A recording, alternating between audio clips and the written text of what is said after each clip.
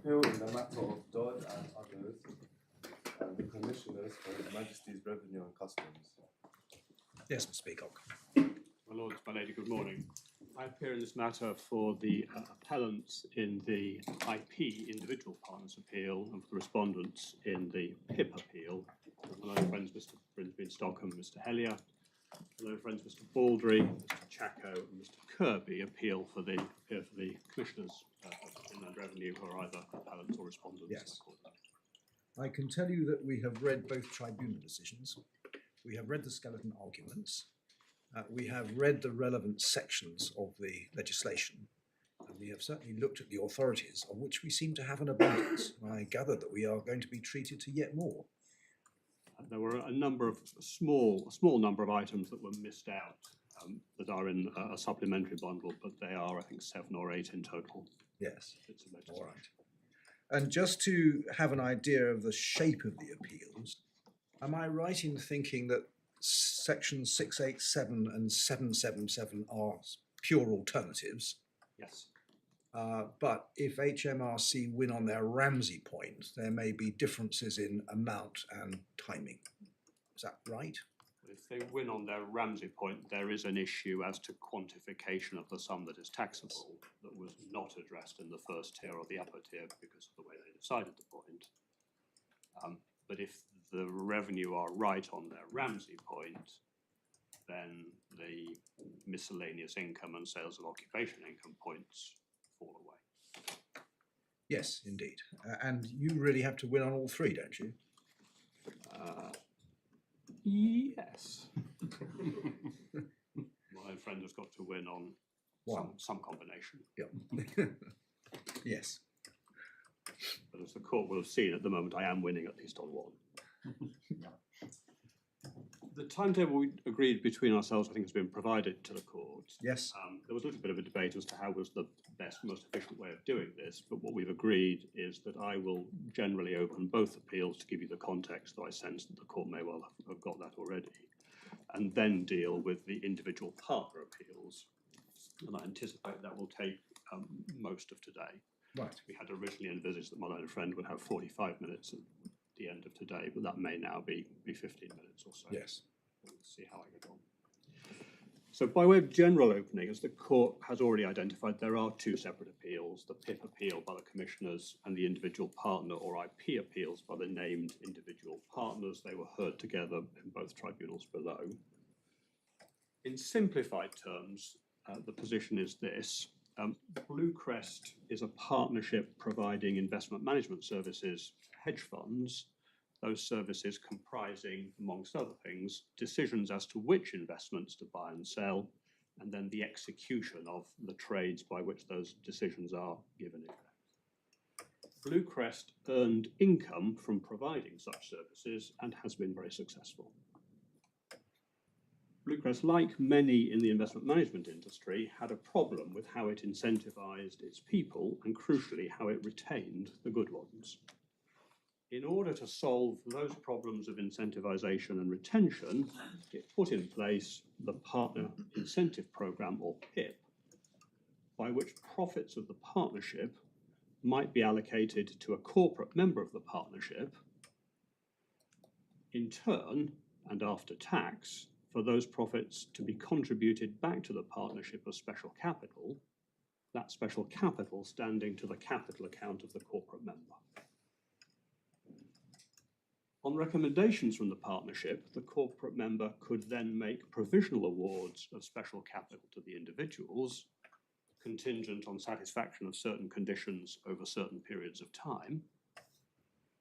And in most cases, although not by means all of them, those provisional awards were confirmed as final awards, and shares of special capital were awarded to the particular individual members, that process being designed to help with the incentivization of the individual partners and their retention for the benefit of the partnership as a whole. Once received as special capital, the individual partners could leave it as capital in the partnership or withdraw it in cash or in specie for their own purposes. Now, at different points in time, the BlueCrest partnership was a limited partnership, and then later a limited liability partnership, for our part at least, that difference does not matter to the issues before the court.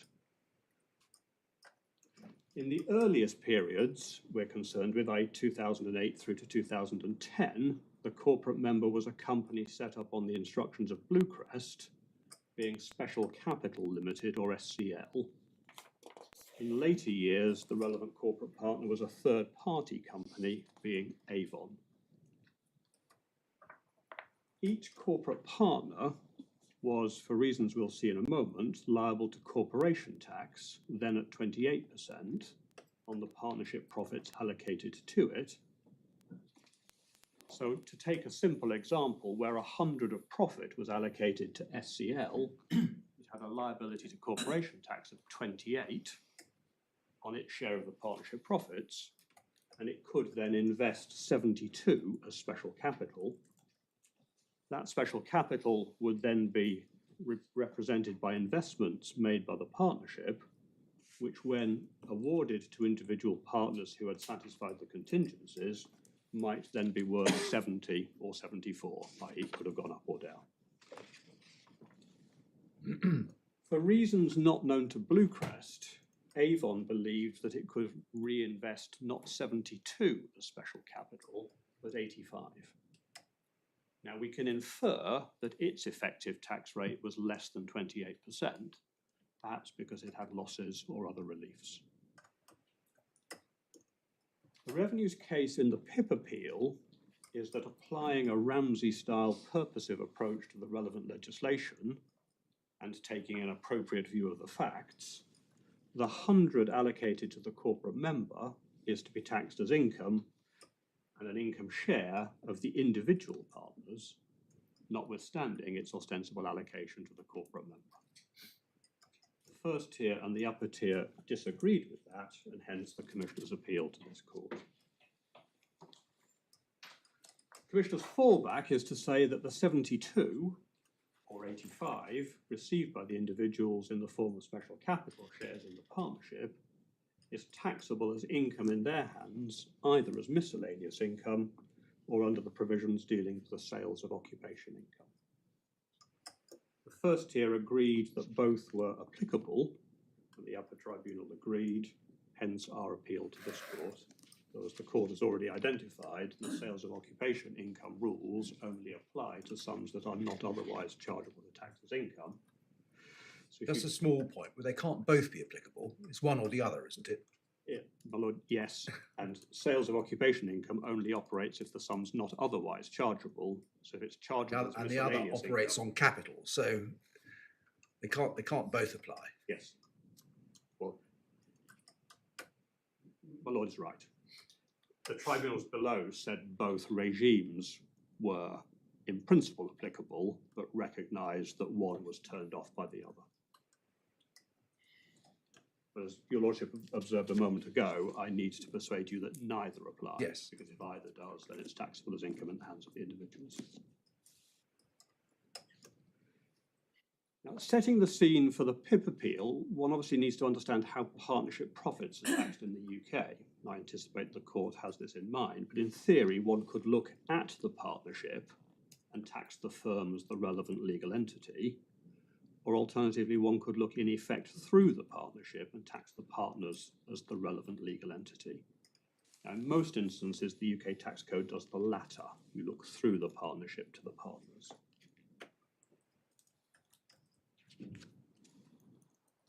Now, I was proposing at this stage just to show you the relevant legislation. I anticipate that the court may well be ahead of me on that. If I just identify the various provisions, perhaps without turning them up. But I should also outline this, without getting into the detail of the Ramsey dispute, that what appears to excite the commissioners here is the disparity between the rate of corporation tax paid by SCL and Avon, 28%, and the rate of income tax payable by the individuals, 45%. Now that disparity was fixed as regards partnerships with a corporate member, where sums are allocated to it, but are then later capable of being enjoyed somehow by an individual, with effect from 2014. So there were special rules introduced called the mixed member rules that fixed that disparity. And that's why this dispute doesn't run on beyond the 2014 year. Now, notwithstanding that, BlueCrest has continued with the PIP despite this, because the PIP continues to meet its commercial objectives. So the PIP program continues even today. The tax effect that the commissioners complain of, in effect, was stopped by Parliament in 2014. Now, the relevant legislation, perhaps if I just identify, the charge to income tax on trading profits is in Section 5 of ITOIA, the Income Tax, Trading and Other Income Act. That's in Volume 1 of the authorities at tab 7. Corporate partners are liable to corporation tax on their share of the trading profits as part of their own corporation tax computation. The provisions by which one looks through a partnership are, as regards income tax, sections 847 and 848 of ITOIA, that's volume 1, tab 9 of the authorities. And as regards LLPs, it's section 863, that's volume 1, tab 11. And the equivalent provisions for corporate partners are originally section 118ZA of the 1988 ICTA Act, and then later section 1273 of the Corporation Tax Act, and they are to be found at volume 1 of the authorities, tabs 3 and 14. And the computation is done, if you're looking at income tax, by assuming that the firm is an individual. And if you're doing the exercise for corporation tax, you assume that the firm is a company, and you then allocate the profits derived by that exercise amongst the partners, and you do so in accordance with the quotes profit sharing arrangements. And those profit sharing arrangements were originally provided for in section 114 of the 1988 Act. That's Authorities Volume 1, Tab 2. And then later provided for in section 850 of ITOIA, Volume 1, Tab 9, as regards income tax, and section 1262 of the Corporation Tax Act, Volume 1, Tab 13. It is the case that section 114, which was applicable in the year April 2009 only, is not expressed in exactly the same language as you later find in section 850 and section 1262. But it was common ground below, and I believe in this court, that the provisions are to the same effect. And in particular, though I don't think we need turn it up, the current provisions refer to profit sharing arrangements, meaning the rights of the partners to share in the profits of here, the trade. So the statutory language is expressed in terms of rights, not expectations, and they have to be rights to share, i.e. take some part of a greater whole, and it has to be a share in the profits of the trade, that is here the greater whole, and that trade is carried on by the partners in partnership.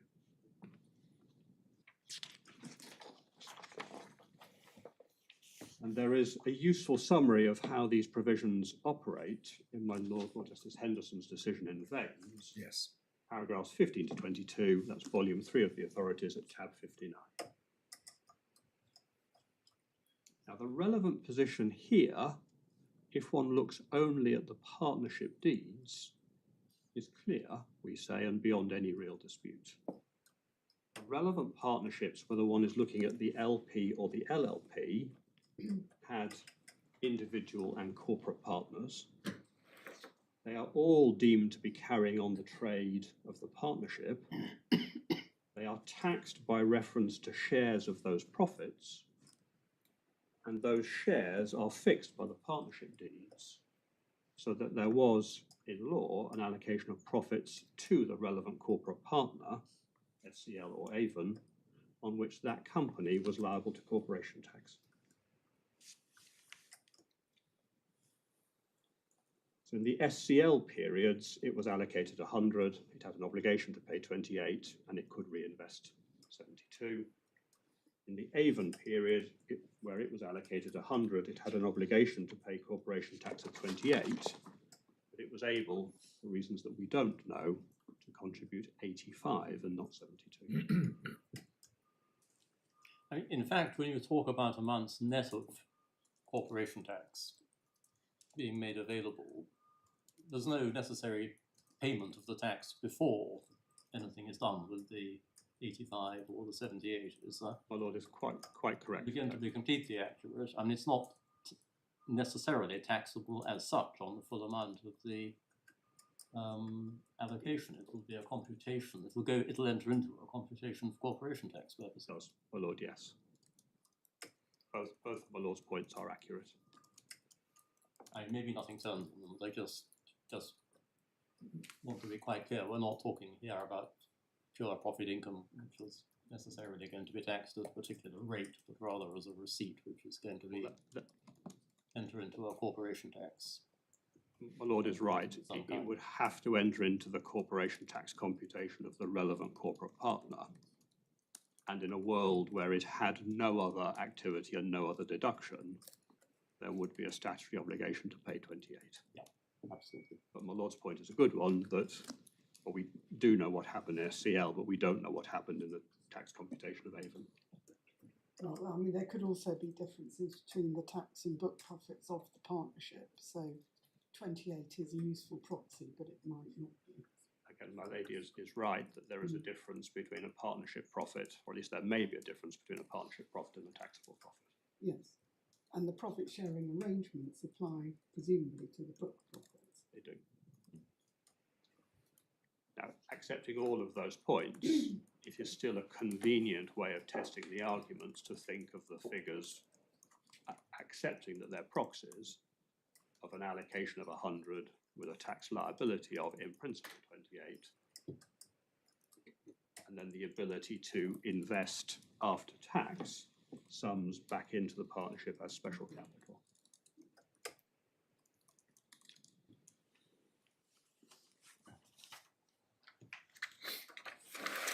And that is really the jumping off point for the dispute between the parties on the PIP appeal, with my friend's Ramsey contentions, because his contention in outline is that one shouldn't just look at the partnership deed, and that when one is seeking to identify the rights of the partners to which the statute gives effect, one should look somehow more widely. We disagree, but obviously that's my own friend's appeal. So with that introduction, if I then turn to the IP individual partner appeals, and again the court has this in mind, there are two issues which I propose to address in what I think is the logical order, miscellaneous income first. The relevant legislation, as the court has identified, is in sections 687 and 689 of ITOIA. Volume 1, tab 8 of the authorities. And a couple of points to note, and here it may just help to take up volume 1, tab 8.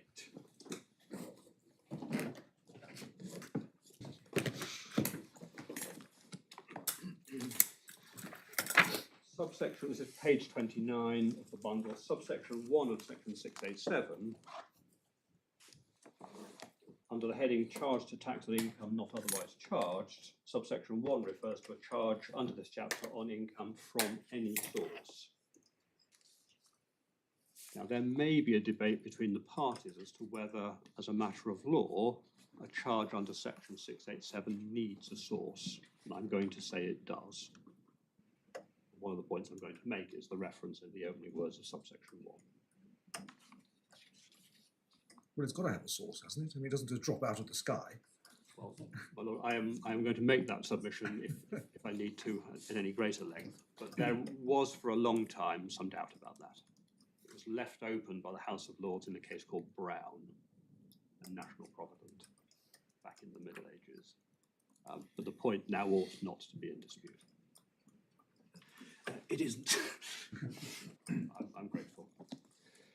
But just one other thing to note, because again it may help. section 4 of section 687, the definition of income in section 878 does not apply for the purposes of this section. And I'm afraid that was one of the bits of statutory material that was missed when the bundle was put together, and that's my fault, but it's in the supplementary bundle that either you have or will be given to you. If I just tell you the point for now, section 687 turns off 878, and section 878 provides that in the Act, income means income and any amounts treated as income. 878 is perfectly sensible. It's designed to capture tax on anything that is income or anything that's treated by the Act as being income. That's turned off for 687, so what you've got to find in 687 is that which is really income. And then the charge to tax is at 689, which is over a couple of pages, page 31. The person who is charged, either the person liable, is the person receiving or entitled to the income. So you've got to identify a receipt or an entitlement, and here the contention against us, as we understand it, is that once the award of special capital is made final, that is an entitlement, or in any event, at least when it is withdrawn from the partnership, that would be a receipt. So either of those would do, but logically I think entitlement comes first. Is that disputed? Disputed as to which it is, or disputed? No, that it will be one or the other. No, that's not by us. No. Now, again, the court will have this well in mind, but this provision in section 687 was in the old language of the way the taxes regime was structured, a Schedule D Case 6 charge, which has frequently been considered by the courts and was then rewritten into its modern form by the Tax Law Rewrite Project without any intention to change the law. Can we be sure about that? Because the language is very different and much broader. I mean, here we have a reference to income tax, not charged to income tax under or without any other provision of this Act or any other Act. Now, why should that be confined to old Schedule D? Well, my Lord's observation is, if I may say so, an accurate one. It's a point that I had wondered. But when the Tax Law Rewrite Project was put in place, they start from the proposition of not intending to change the law, save where they identify a change. Well, And this is not one of the changes that they identify. but it is a change. I mean, it's a colossal, well, it's not a colossal, but I mean, on any ordinary reading, I mean, it is a change. It's casting the net much more widely. So any charge to income tax found anywhere else in it or any other Act. It couldn't be more general than that. So why should we now be trammelled by the old Schedule D? And it may not matter, but I just want to get it right in principle. Your Lordship, recalling correctly, and I'll show you this in a moment, but Schedule D Case 6 was designed as, in effect, the sweep-up provision for the cases in Schedule D. Indeed. And your Lordship's observation is, in effect, that 687 ostensibly casts its net wider than that, or at least it's not obviously limited in that way. And I accept that. But in the present case, for reasons I'll come on to in a moment, the candidate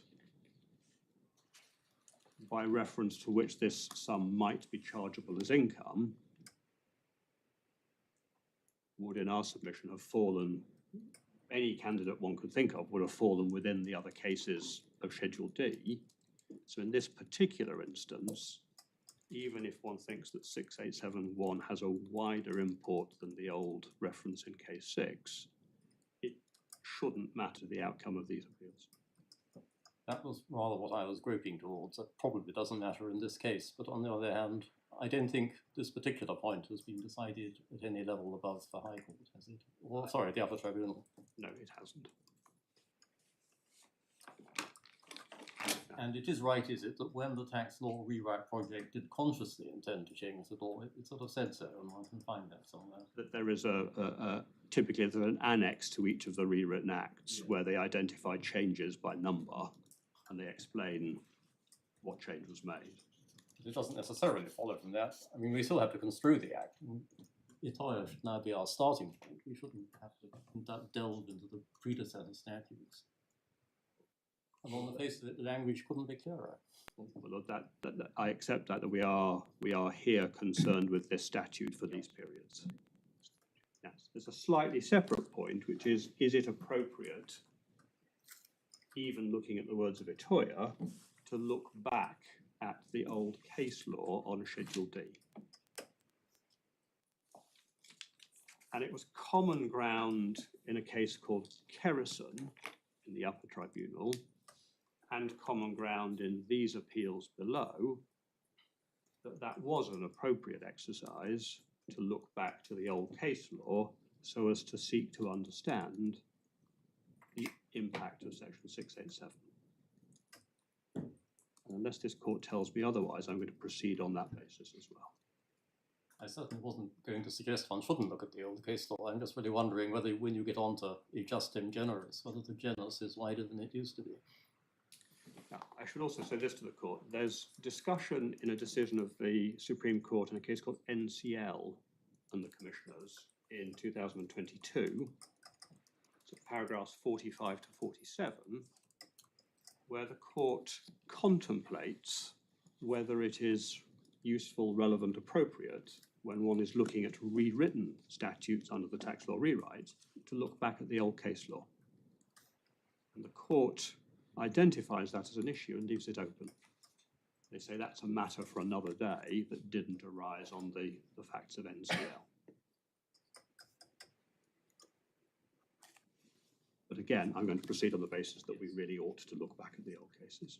And there are observations, aren't there? Is it by Lord Conworth in case names just escaped me, about the tax law rewrite project generally? No, it's a case I was overruled in, so I ought to remember. Sorry, it'll come back to me. It might be in Derry. Yes, Derry, thank you. And he also had something to say about the role of the Upper Tribunal in a case called Jones. Again, we can find the references if it might be. Maybe I should just observe my recollection as well is there's very detailed explanatory notes in relation to the rewritten legislation, which actually, if you're looking at 687, I think says something about the relevance, the perceived relevance or otherwise of the case 6 principles. So if you are looking at what 687 actually covers, it may be relevant to look at those notes as well. Perhaps over the shorter term, we can turn those up as well in case it may be helpful. Now, just bearing in mind where Section 687 came from, and so that you can see what the old cases are referring to, it is helpful just to look at what the legislation was before the tax law rewrite. And that's volume 1, tab 1 of the authorities, where you'll find section 18 of the 1988 Act. And that's an almost exact repeat of what was in the 1970 Act and the 1952 Act and the 1918 Act and the 1842 Act. So Schedule D has been around almost as long as income tax has. So section 18.1 identifies Schedule D. Page 7 of the bond rule, tax under this schedule shall be charged in respect of annual profits or gains arising or accruing. And then there are 3 Roman numeral paragraphs, and they concern income accruing from property or from trade, professions or vocations, depending on whether you are resident in the UK or not, and depending on whether the trade is carried on in the UK or not. And then 18.1b refers to all interest of monies, annuities and other annual profits or gains. And then it's 18.2 that provides tax under Schedule D shall be charged under the cases set out in subsection 3. And then subsection 3 identifies the cases. And over the page, case 6, page 8, tax in respect of annual profits or gains not falling under any other case of Schedule D and not charged by virtue of Schedule A or by virtue of ITEPA as employment income, etc.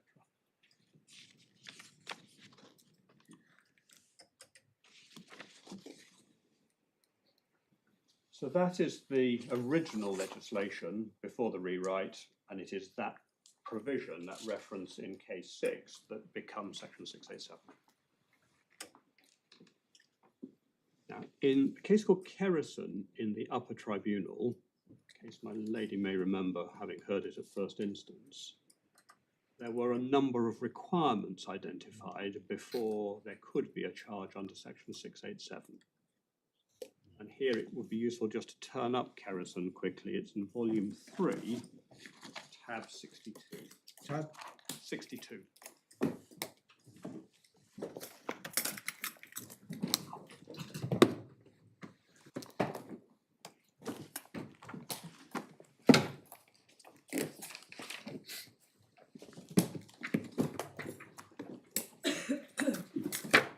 Decision of Mr. Justice Saccaroli and Judge Brannon in early 2019.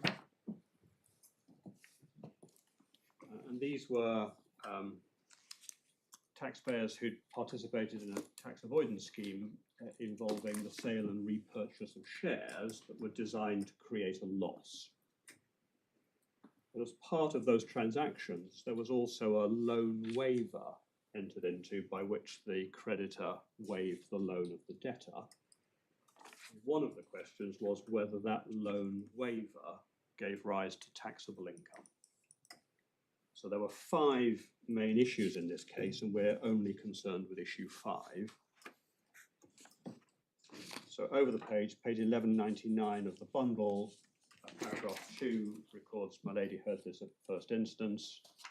And the facts are set out in outline. It's sub-paragraph 6 at the second hole punch on paragraph 4 that records the loan waiver.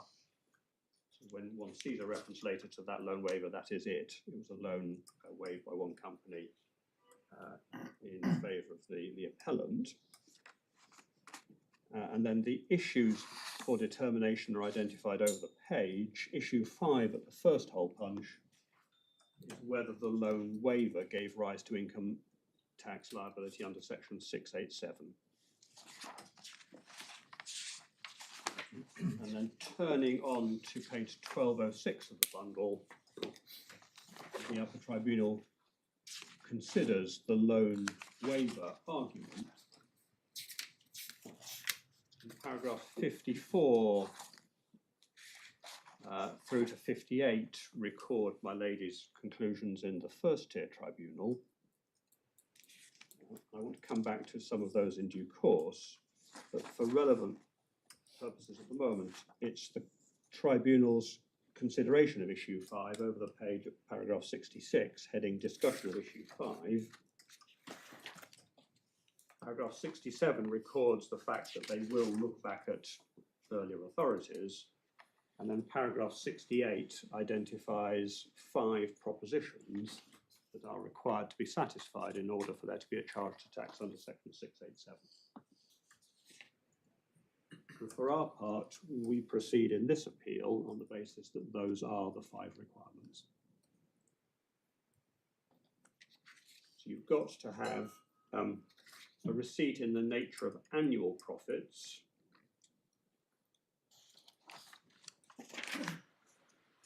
and then over the page it has to be of an income nature. 2, 3, it has to be analogous to some other head of charge, that's the adjustum principle.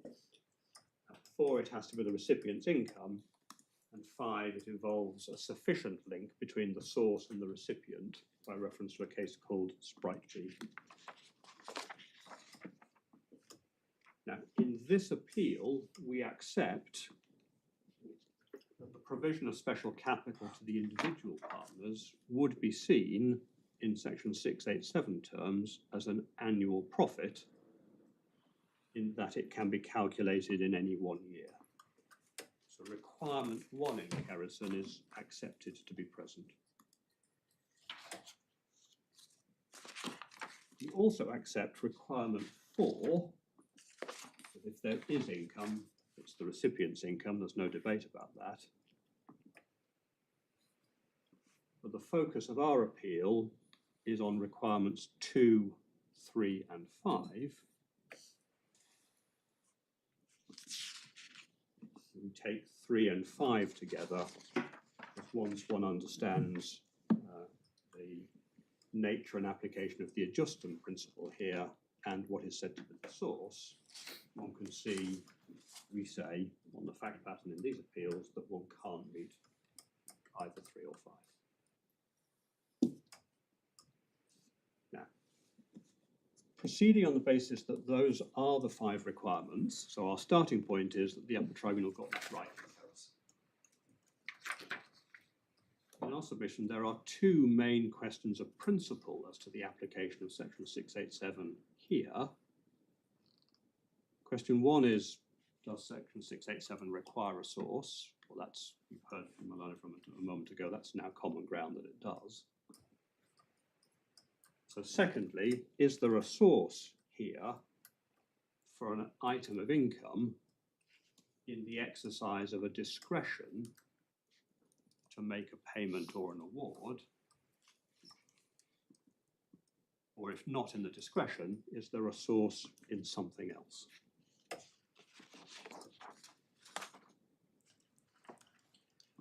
Before looking to that in any more detail, it is helpful in our submission to pause for a second and stand back to see this debate in context. You say there are 2 questions of principle. Are you still saying this is a capital sum rather than income? Didn't seem to be disputed in the Upper Tribunal, or at least hardly, but it's been, seems to have been revived to some extent by your skeleton argument. Well, we do say that, You and it are was saying always a point that was taken below. I wasn't there below, but it was always a point that was taken below, and I'm going to show you how it wasn't dealt with. Right. So that's a 3rd question then, is it? Well, that goes to the requirement, the second requirement, which Yes. is it income? Yeah. Then just standing back and looking at this debate in context, we're examining the application of section 687 in a world in which we have won the PIP appeal. One, The PIP appeal. yes. So the partnership profits were allocated to the corporate members, and they are their income, taxable in their hands, and they're not the income of the individuals. So where the BlueCrest partnership has trading profits of 200, and it allocates 100 to the individual partners, they're taxable at 45%, being their effective marginal rate, and it allocates the other 100 to the corporate member, that corporate member is in principle taxable at 28%, but the effect of those allocations is that all of the profits of the partnership for that year have been taxed. Now, true it is that they've been taxed at different rates, but those rates are set by Parliament, and the rates of corporation tax and the marginal rates of income tax have long been different. One does wonder if the income tax rate was 45% and in the relevant periods the corporation tax rate happened to be 40%, would we be here? Unlikely. Or if 100 had been allocated to the corporate member, or if the 100 that would have been allocated to the corporate member was allocated instead to one of the individual partners here, one of the bigger hitters, and he paid income tax at his effective rate, call that 35% after reliefs and losses, and he decided that it was in his own best interests to allocate the other 65 by way of special capital to the other individual partners, the position would be as now, in that all of those profits would have been taxed, but they'd have just been taxed at different rates. So there is a point of principle here that we say is important, that in a world where all of the profits of the partnership's trade in each year have been taxed, what is the problem that the tax code is being asked to solve?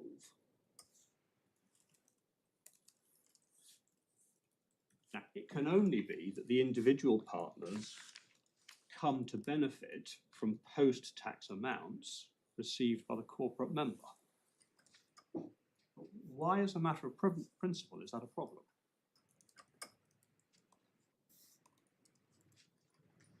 Now, my learned friend may say, well, it's a problem because the sums received by the individuals, the 72 or the 85, are really their income.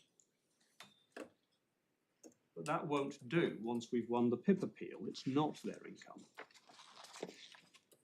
So my learned friend might refine his stance and say, well, the post-tax sum which the individuals may get is really an extra reward for their services and should be taxed as income.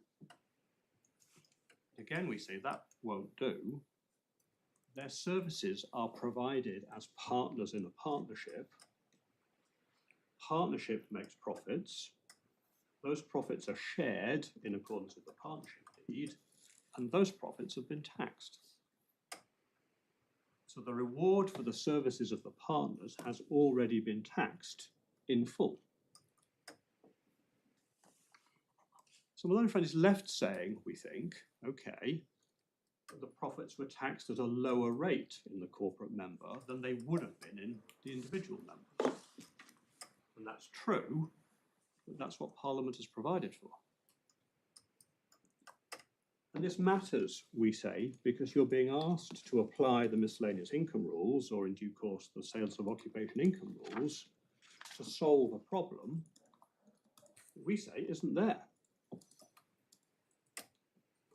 And as you'll also see, you're being asked to apply provisions that just don't fit these circumstances.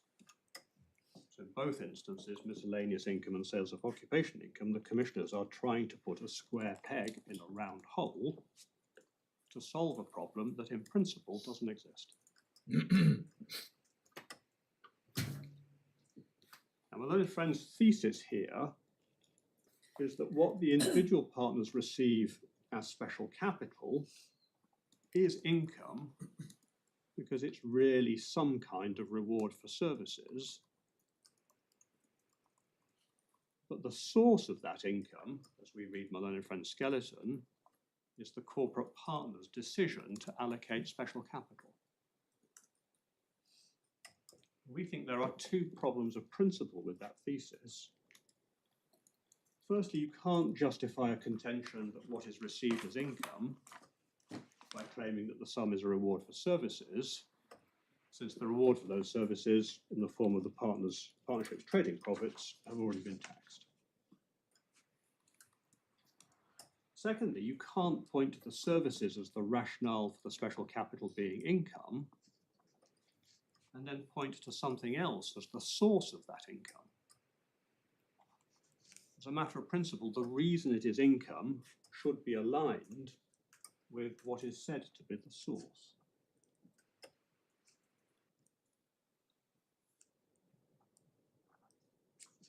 Commissioners could say, well, it's income as a reward for services, and the source is those services. But the source is the trade, and the profits of the trade have all been taxed. Or my learned friend could say, well, it's from the decision to award the special capital, that's its source.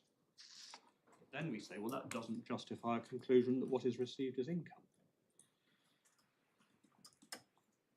There is a dislocation here in the Commissioner's stance between what they regard as the source and the rationale for what is received being income.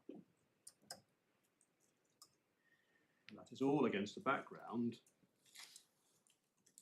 of all of the profits of the partnership pursuant to which these individuals provide their services being taxed. Now, against that background, turning to the first requirement, it has to be in the nature of income. This is requirement 2 in Kerrison. One does need, in our submission, to look carefully at how the PIP programme operated.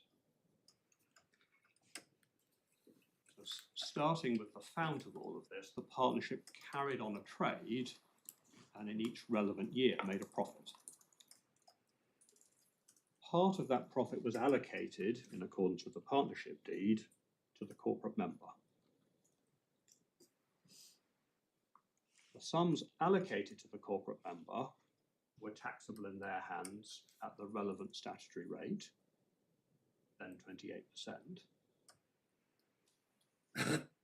Corporate member subscribed amounts to the partnership as special capital. Just for the sake of argument, let's assume SCL subscribed 72 and Avon subscribed 85.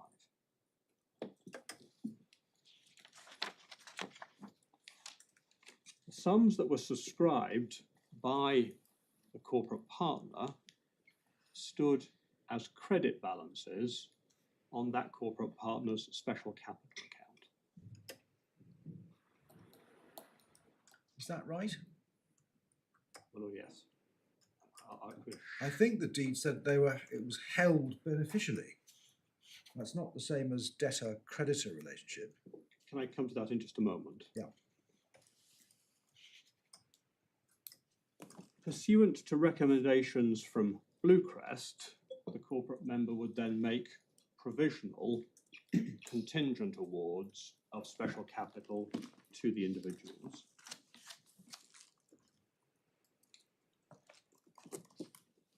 In most cases, but not all, so about 16% of instances did not become final. So in most cases, but not all, and after a further recommendation from BlueCrest, those provisional awards could be made final, and where they were made final, the corporate member would transfer shares of special capital to the individual partners. So what the individual partners became entitled to and what they received in due course were shares of special capital.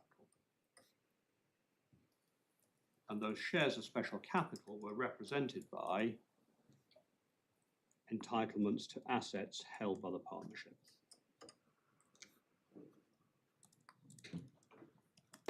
Those individuals could, and usually did, withdraw those assets and then retain them or liquidate them as they saw fit. Relevantly for the purposes of this argument, what was awarded to the individuals and what they are said to be taxable upon as income were shares of special capital represented by the capital assets of the partnership.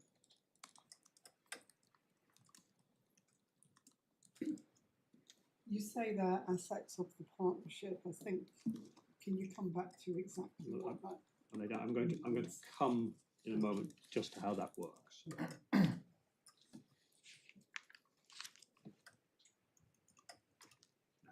A truism that perhaps the court doesn't need, but put aside these partnerships for a moment, and let's imagine A, B, and C enter into a family partnership to conduct a retail trade or run a farm.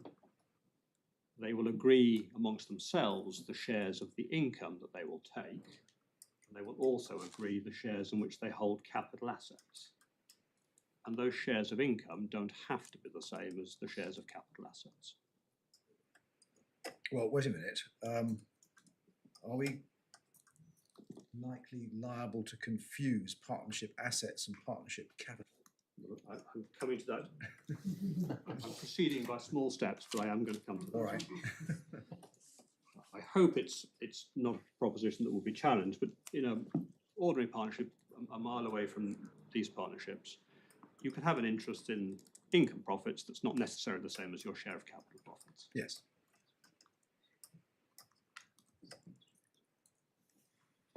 Where one partner in that family retail partnership or family farming partnership transfers a share in the capital of the partnership to another and thereby transfers an entitlement to a share of the capital assets of the partnership,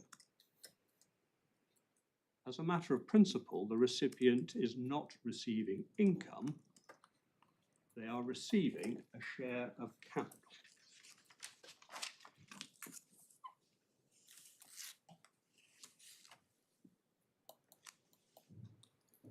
And that is the basis upon which the commissioners have, for a very long time now, treated transfers of shares of partnerships between one partner and another. So just pausing for a second, the taxation of partnerships has always been difficult to ground in the statutory code, because whilst typically the UK tax legislation looks through the partnership rather than at it, that has not always been universally true, and there's been a need to make provision, in particular for the taxation of capital gains, as to how you deal with the transfer of partnership shares.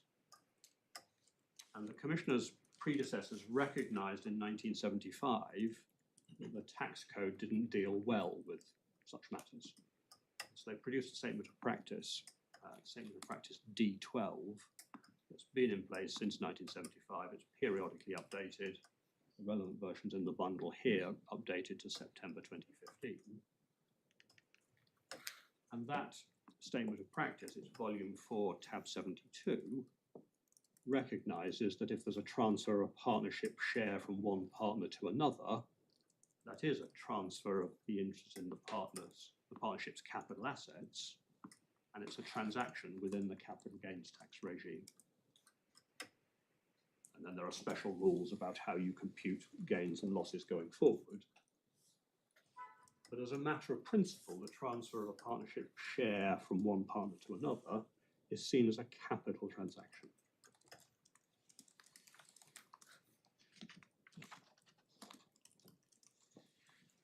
And we say, as a matter of principle, such a capital transfer is the right analysis where there is a transfer of a partnership share from A to B.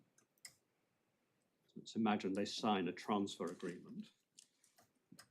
So A transfers 10% of her interest to B.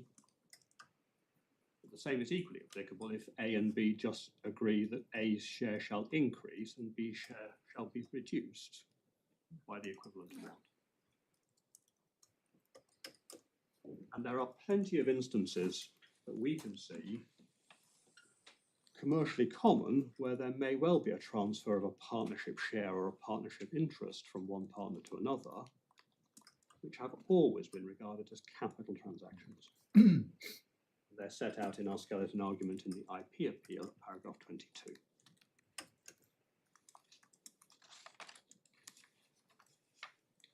Now, moving from the general to the particular, we ought to turn up here the partnership deeds. The LP deed is in the supplementary appeal bundle, volume 1, tab 7.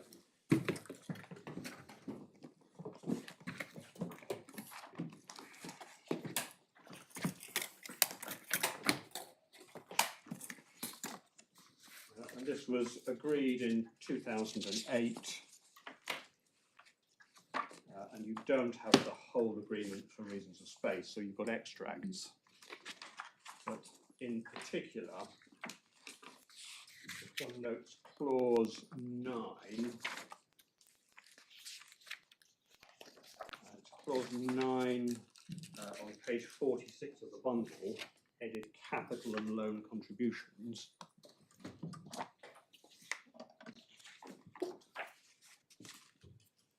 9.1 records the contributions to capital of the partnership. 9.2 deals with further limited partners who may come in and contribute to the capital of the partnership. 9.3 deals with the possibility of increasing the capital of the partnership. And then in particular, we're concerned with 9.4, page 47,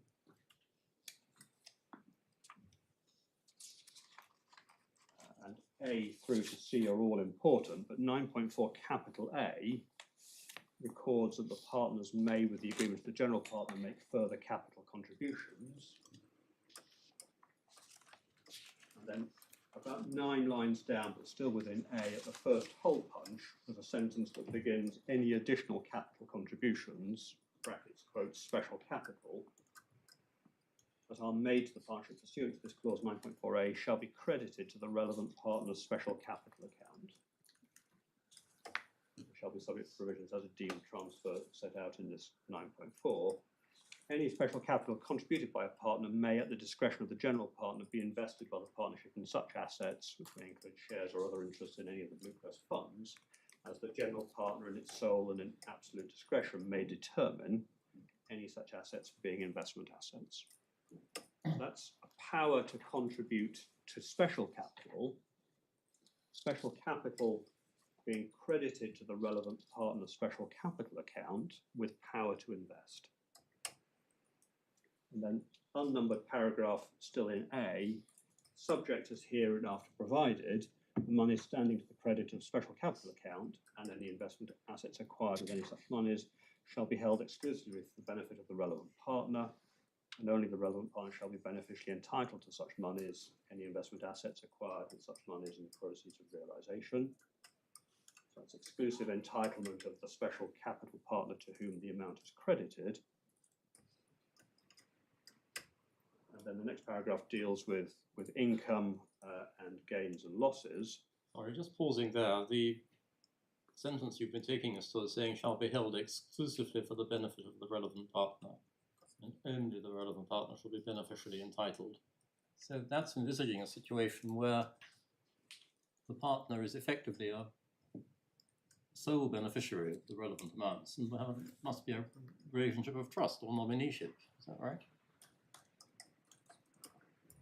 And if that's right, I mean, surely that shows it can't be partnership capital in any true sense.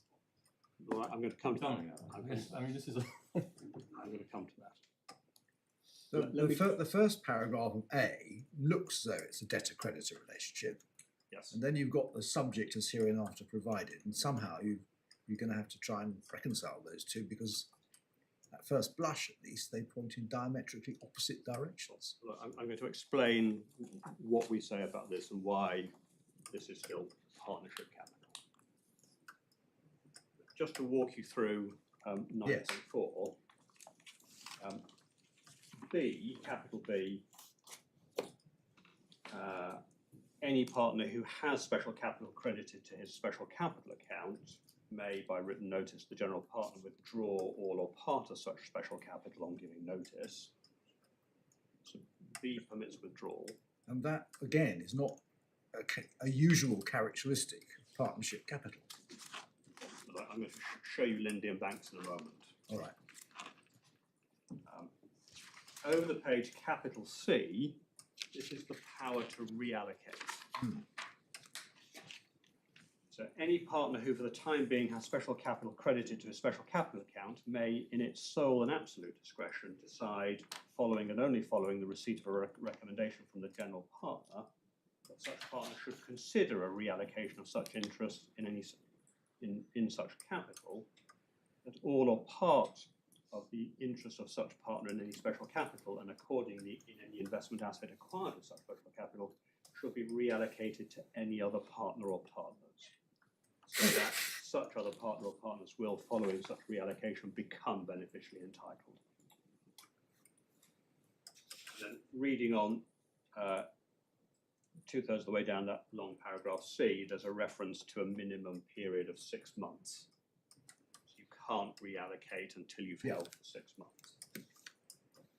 And then still in little c, sentence that begins on the right-hand side, on the making by any partner of any reallocation, there shall be a deemed transfer of the relevant proportion of the special capital used to acquire the relevant investment assets. The amount of special capital deemed transferred shall be deducted from the special capital account of the partner that contributed the same and shall be credited to the special capital account of the partner to which such capital has been reallocated. And then the subsequent paragraph, still within C, imposes an obligation on the recipient, the transferee, to withdraw special capital unless all such related investment assets are registered in a sub-account in the name of the partner to whom any special capital has been reallocated in such manner as shall ensure that the partnership will not be categorised as a collective investment scheme. So if there was a risk that the partnership would become a collective investment scheme, there had to be a withdrawal. There wasn't, there didn't have to be. Now, just for your note, there are equivalent provisions in the LLP deed, because part of our time frame is a limited partnership, part of it is a limited liability partnership. It's clause 20.3 in the LLP deed, read in light of clauses 7.4 and 11, and that's in the supplementary volume 2 at tab 51. Sorry, just going back to the collective investment scheme point, are you saying it did not prove necessary to register assets in a sub-account in the name of the company? I confess, I don't know. I'll Okay, take sorry, I misheard you then. my proposition was that if that were a risk, you had to withdraw, I see. and if it wasn't a risk, you didn't have to. Okay. And I confess I don't know the factual answer as to whether that was not right.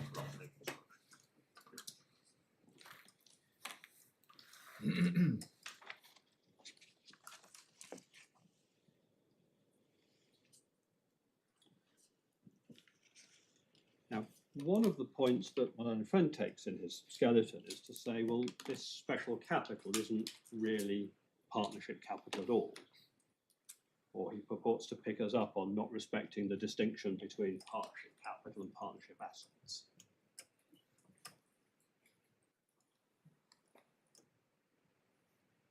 So just dealing with partnership capital and partnership assets first, it is correct to say that partnership capital is a sum fixed by agreement between the partners, typically recorded in the partnership deed, and the partnership assets of the firm vary from day to day.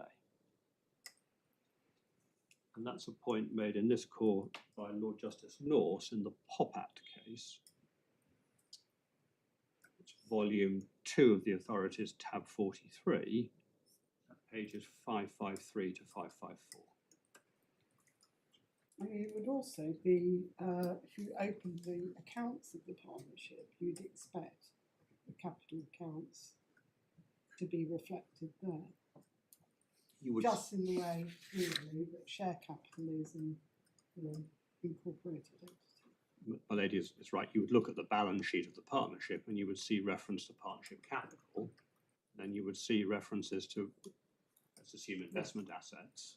And picking up one point, it would typically, there could separately be loans, which would be debtor-creditor relationships, but capital, as I understand it in this context, is not being used in that sense. Its contribution is to essentially the equity of the firm.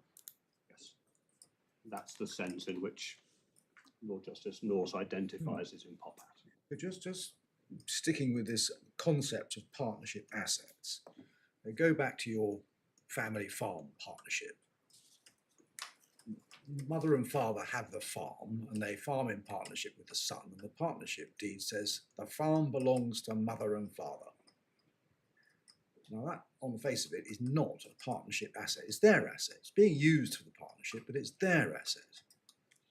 How does that differ from saying, well, if special capital is invested into investment assets, it belongs to the investor partner alone. It's nothing to do with any of the other partners. No other partner has any interest in it at all. Why does that differ from mother and father owning the family farm on which the business is carried on? In principle, it wouldn't differ, but my Lord's starting proposition is, at least according to Lindley and Banks, not right. Right. What? You can't have a business on a... which starting proposition's not right? The proposition that where mother and father own the farm on which the partnership carries on its trade, that asset is their asset and not a partnership asset. Well, it depends on what the partnership deed says. But here, your subject as hereinafter provided clause seems to say quite clearly that the investment belongs to the individual partner, not to the partnership. Look, can I come to this in just a moment? I'm going to show you the relevant bit of Lindley and Banks. But thus far, I am accepting that there is a distinction between partnership capital and partnership assets. Right. And the authorities bear that out, and it's not in dispute.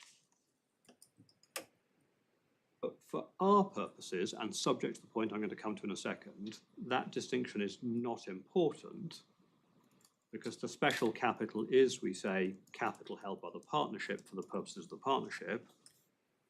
And under the terms of the partnership agreement, specified partners are entitled to specified shares of that capital. And yes, there are particular assets that are held by the partnership being purchased with the sums subscribed by way of special capital. But that doesn't alter the tax analysis here. Because whether one thinks of the transfer of special capital as being a transfer of partnership capital or a transfer of investments that represent that capital, either way, I say that is capital and not income in the hands of the recipient. So that distinction is rightly made. Partnership assets, partnership capital, but it doesn't alter the core proposition that what is received is not income.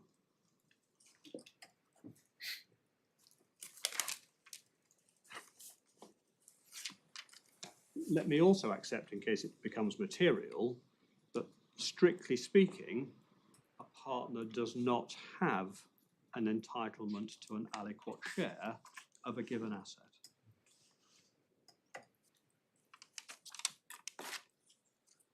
Conventional view, long supported in the authorities, is that what a partner has is an interest in futuro, being an interest in the assets less the liabilities at a point in time at which you either strike a balance or dissolve the partnership. But again, I say that doesn't alter the core proposition here that I'm seeking to advance, namely that what is received is income, is capital, not income. I mean, this is all dependent on asking us, I think, is it not, to accept that the special capital, so-called, is a capital asset of the partnership, whereas you've been explaining to us that it isn't, or at least conventionally, that's not how it's analysed. If it's approved part of the partnership, either of the partnership capital, properly so-called, or indeed of the partnership assets, in which there's just a kind of floating interest which will be reflected in due course on the winding up.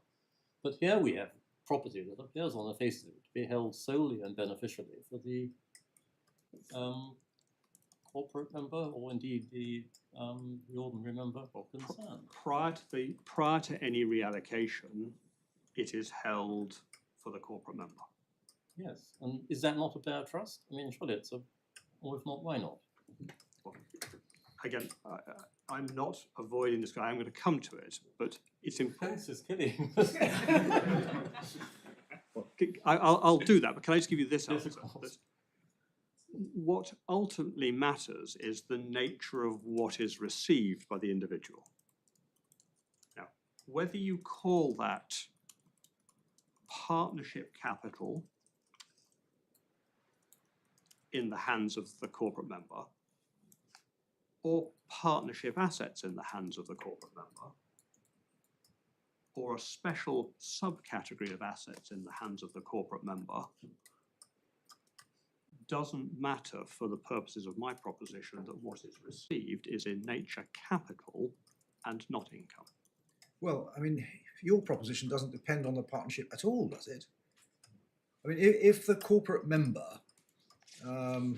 receives income as part of a profit allocation, and uses the income to buy a Rolls Royce, and then gives the Rolls Royce to the individual partner, your proposition would be the same. He's bought a capital asset with his profit.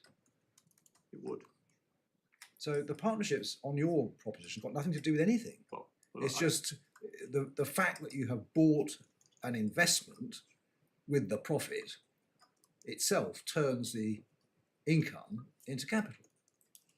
Well, it's the use of post-tax sum to buy an asset, that asset then being given to your fellow partner. Yeah. But I think you would also say it's not even necessary to buy the Rolls Royce.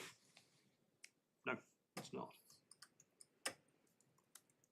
You could just hand over 72. Because that has ceased to have the character of income. It's been taxed as such. It's just money. Right.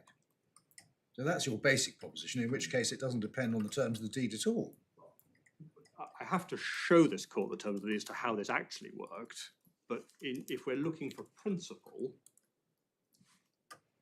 once the profits have been taxed in the hands of the corporate member, what the corporate member is left with is a post-tax sum.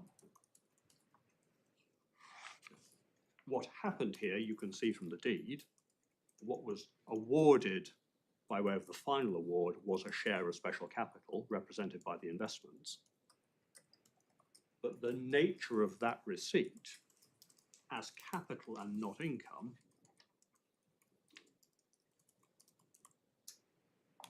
is the product of the taxation of the partnership profit in the hands of the corporate member. But does that stop it being income in the hands of the individual? Here, my lord, yes. Why? I earn a salary, I pay my tax on it, and out of my post-tax salary, I pay the plumber. That's income in his hands. But it's income in his hands, my lord, because the plumber is providing a service to your lordship. There is some other attribute that makes the sum of money that you give to the plumber income in his hands. Whereas if you made a gift to my lady of £100 out of post-tax income, one has to find a reason that would make that £100 income in the hands of my lady. Yeah. Now, the proposition that I send strongly that the court wants some further help with is whether a partnership can hold an asset ostensibly as a credit to a capital account where only one partner has an entitlement to that asset. Well, I think as your argument's developed, it doesn't really matter, does it? Well, it doesn't, and I'm dealing with an argument that's in my learned friend skeleton. Yeah. I want to explain to the court why it doesn't lead anywhere.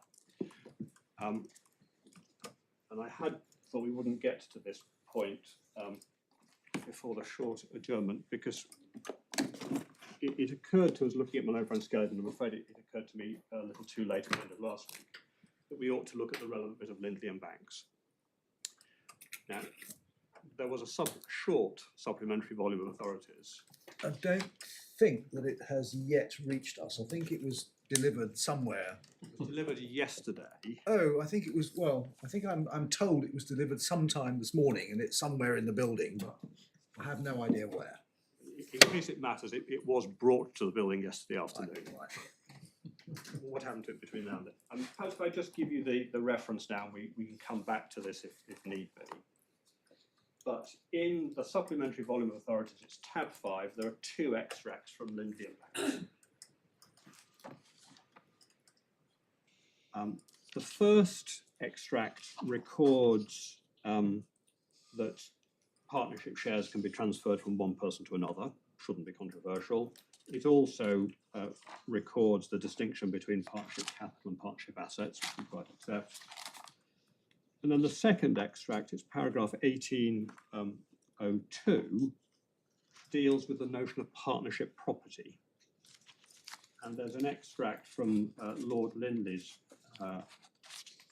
decision in a case called Morris and Barron about the nature of partnership property. And then this is editorial in the book itself, but Lord Lindley's pure definition, i.e. an asset in which all the partners have a share, Lord Lindley's pure definition must now be qualified to take account of those cases in which assets are treated as partnership property, even though one or more partners have no beneficial interest therein. Although it might once have been argued that such assets cannot truly constitute partnership property, the current editor submits that any theoretical definition must ultimately give way to the clear intention and agreement of the parties, and the relevant assets be treated accordingly. It is in any event clear that such assets will fall to be applied in meeting the partnership's debts and liabilities, and in that sense are clearly partnership property. Now, the best example we could think of to illustrate that proposition is think of a small town firm of solicitors, where the senior partner may have bought the building in which the partnership practices. He contributes that asset to the partnership as a partnership asset from which the practice can trade. But the value of that asset stands entirely to his capital account. That, in a sense, begs the question, because inherent in your proposition is he does contribute it to the partnership. Well, and that's often the question. Even though the partnership business is being carried out on an asset owned by one of the partners, has he contributed as a partnership asset? That is often the question that comes before the courts. Let me assume that he has done that by way of the partnership deed, and it is given, the value of that asset is given as a credit to his capital account. In those circumstances, and we'll show you after the short adjournment, Lindley says that's a partnership asset.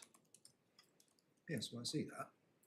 The Credited revenue with its value in the partnership accounts. and the revenue accept for capital gains tax purposes that you give effect to that, so you have an asset that's held by the partnership in respect of which partner A has 100% entitlement and partner B has a 0% entitlement. But one of the a key point in the extract you just read out is availability to meet liabilities of the partnership. Is that what you say the effect of this document, these partnership deeds is? The point has never had cause to be tested, but the credit of the asset to the partner's capital account, on the face of it, makes it available to creditors of the partnership. So you mean, because if looking at the accounts of the partnership, they would see the asset in the accounts?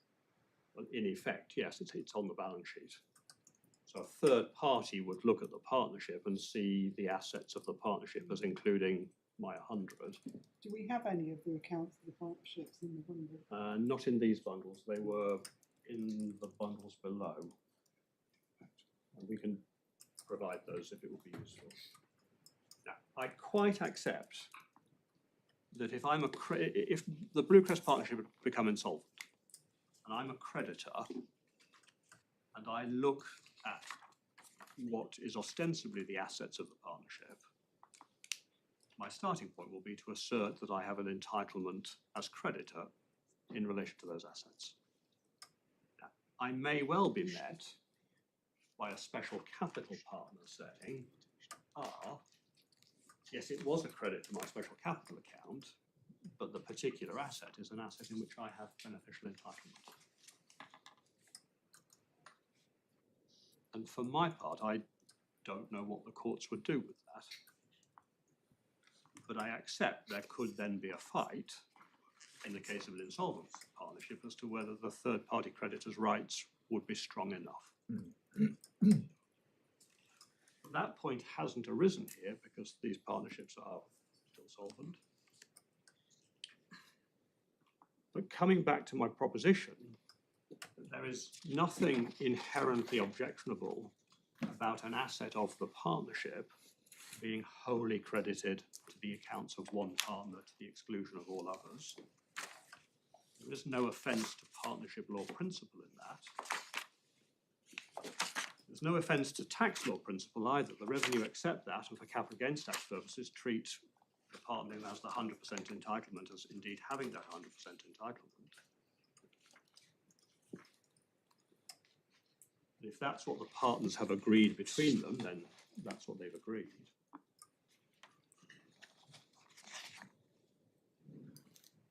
But relevantly, whether you think what the individuals receive by way of reallocation on a final award, whether you think of that as being a share of partnership capital or an interest in a partnership asset or an interest in an asset held by the partnership, any of those formulations still allow me to say this is a capital receipt of the individual and not an income receipt.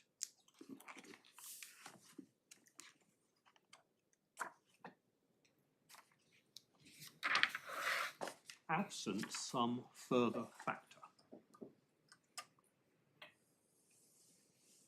So there's one further stage in the argument.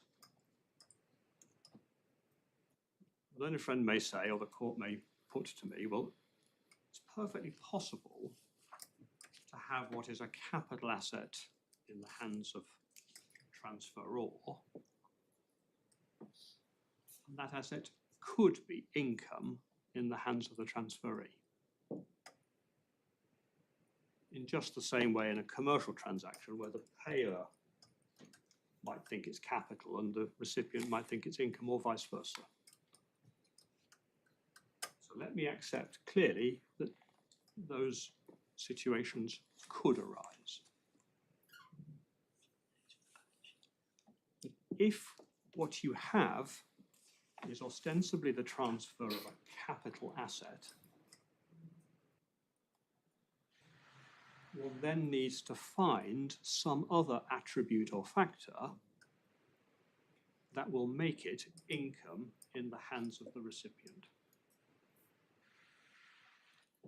So to take my Lord's example, an employer may decide, rather than giving a cash bonus to an employee, that the company will buy a Rolls-Royce and give it to the employee. Now, while that might ostensibly be a capital asset, because it is given as a reward to the employee for employee services, that opens up the conclusion that what is received is taxable as income. I quite accept that. But one has to find some other attribute or factor here to render taxable in the hands of the individual as income the receipt of what otherwise is in principle a capital asset.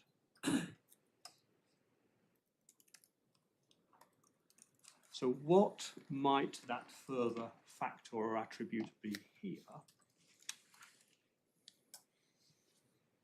It can't be a reward for services provided to the transferor.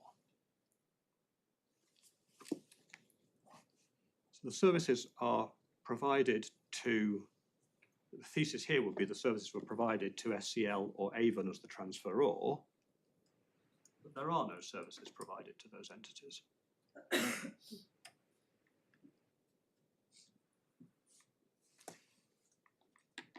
So what my learned friend has to say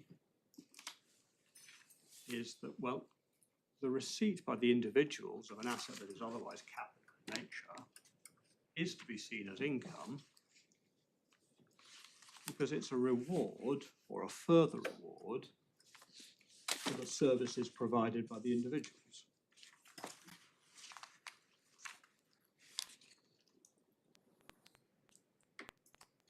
I put it that way because there is another variant, but we should just state it to reject it. He might say, well, the receipt by the individual is a profit of a trade. But that would have to be some trade that's separate from the partnership trade. So it would have to be a trade of being a partner in a partnership. And that's not a trade yet known to the case law, but nor does it stack up here on the facts. There is no trade of these individuals being partners in the partnership. So they're not employees, they're not providing services to the corporate member, they're not carrying on some other trade, and all of the profits of the actual trade, being that carried on by the partnership, have already been taxed as income.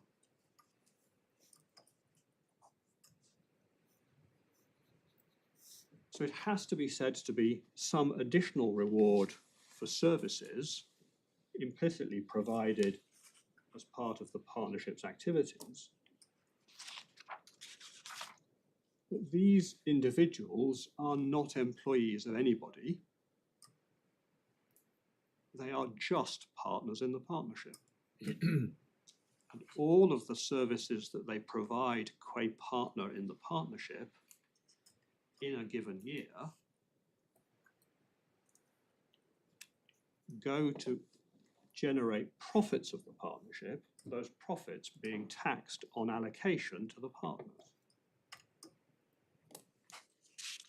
All of their services generate all of the profits, and all of the profits have been taxed.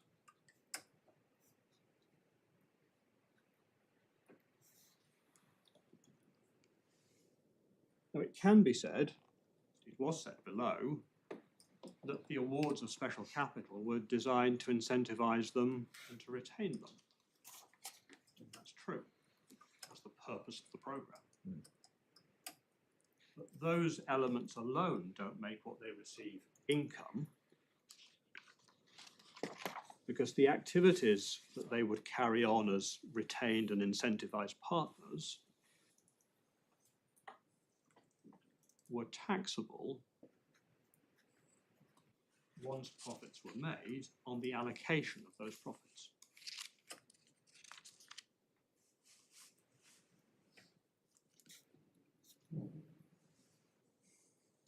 So once one has an asset that is in its nature capital, and one wants to arrive at the conclusion that it is taxable as income, one has to find an additional element or factor or attribute that would make it income. And here, there is no such other attribute. So what happened to this point below? It simply wasn't properly considered. So the first tier knew that it had to address the nature of the receipt as income, and it knew it was one of the 5 requirements in Kerrison. And here it would help to turn up the first tier decision, it's core volume 1, tab 1.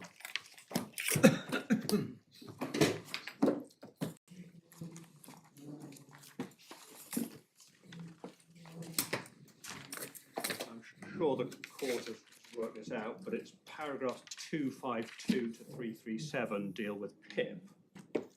Paragraphs 338 to 457 that deal with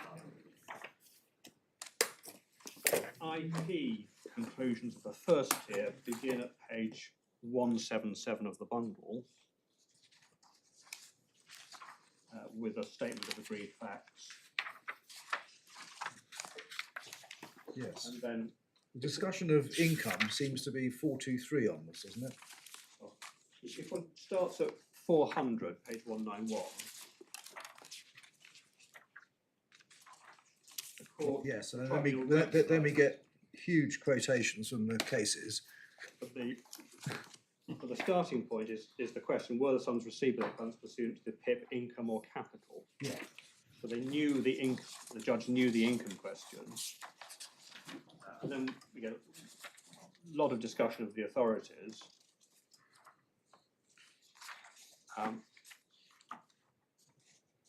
And paragraph 410.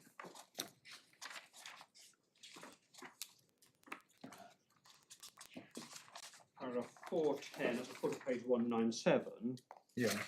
refers to Kerrison and cites the 5 components of Kerrison. 411 records Mr. Gammy saying you still need a source. And then there's a lot of discussion about source.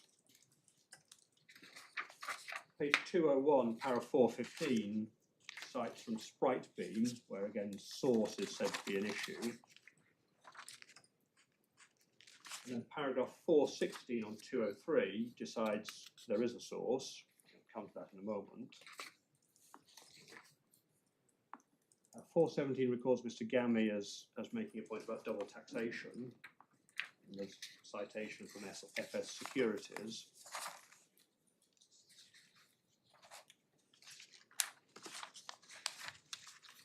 And then the head of page 207, paragraph 423.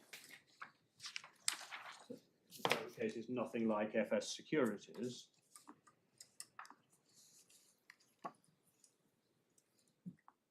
And then 424, I agree with Mr. Border, there's not any double taxation in the present case. Who's dealing with that? The 2 lines down, as I've found in the PIP appeals, the effect of the PIP is that special capital belongs to the company concerned, i.e. SCL or Avon, which is not subject to any further charge of tax on that income. It then transfers that income to an individual who was not previously entitled to it. If you go back to paragraph 334, page 176,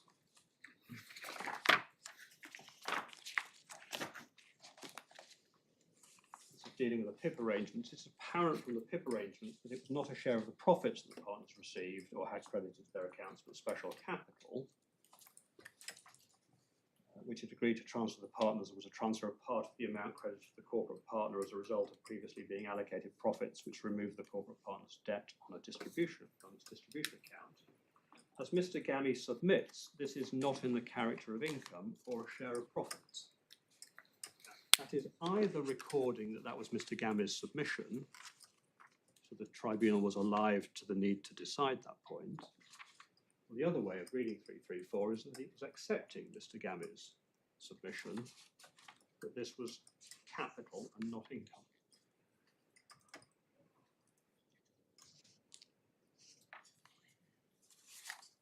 But going back to 423, the tribunal's decision here, its reasoning, is contained in paragraphs 423 to 428.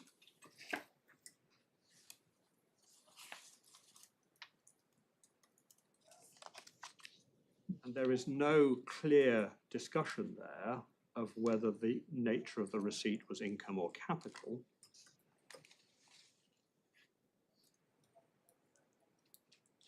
Save to say in paragraph 427, last sentence,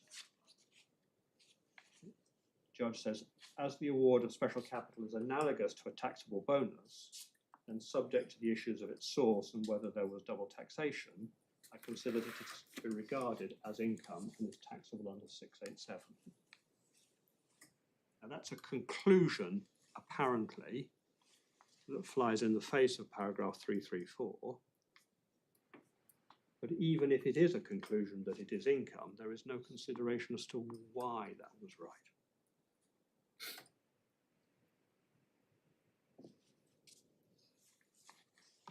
Now, the Upper Tribunal, this is tab 2, starts the IP appeals at paragraph 93, page 253 in the bundle.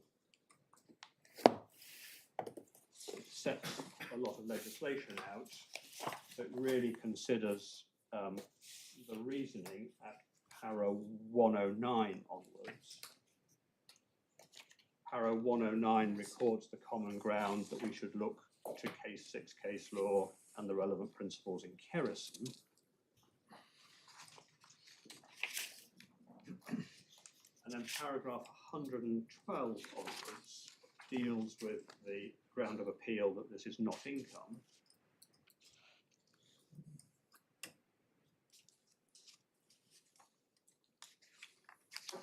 And then paragraph 113, referring to Leeming and Jones, in that case, the profits sought to be taxed were derived from an isolated property transaction. In the present case, there is no doubt that the receipts in question were annual profits, and Mr. Gammy did not seek to argue otherwise. But if that's recording Mr. Gammy not challenging requirement 1 in Kerrison, then it's right, he didn't. But he did challenge whether it was income. And then it goes on in 113, Mr. Gammy did not really dispute either the 4th principle. And then last sentence of 113 is apparently a conclusion. We are satisfied that the FTC was right to find that the receipts were of an income nature in the hands of the IP Appellants.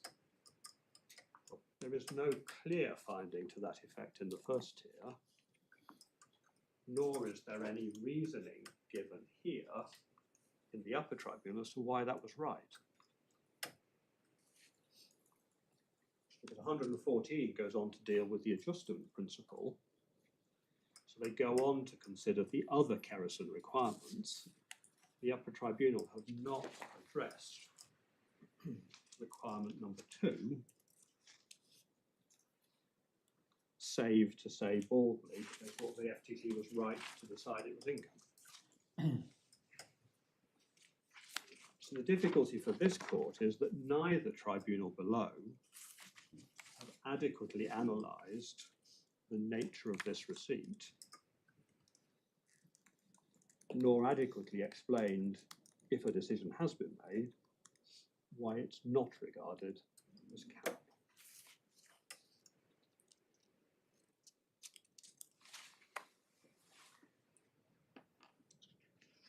On the assumption that you're right about that, what does this court do?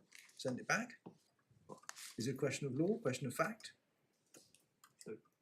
The ultimate nature of a receipt as to whether it's income or capital, I should qualify this. There are authorities that say that's a question of law. I should think half an hour searching will allow me to find authorities that also say it's a question of fact. The better view is that the nature of the payment has to have certain legal characteristics in order to be either income or capital.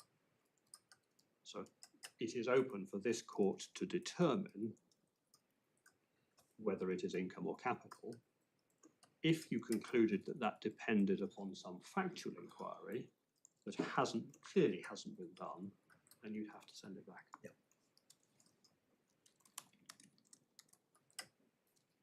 But my proposition on Kerrison ground 2 is that as a matter of principle, this is capital in nature. There is no attribute that makes it income, and this contention has not adequately been dealt with below.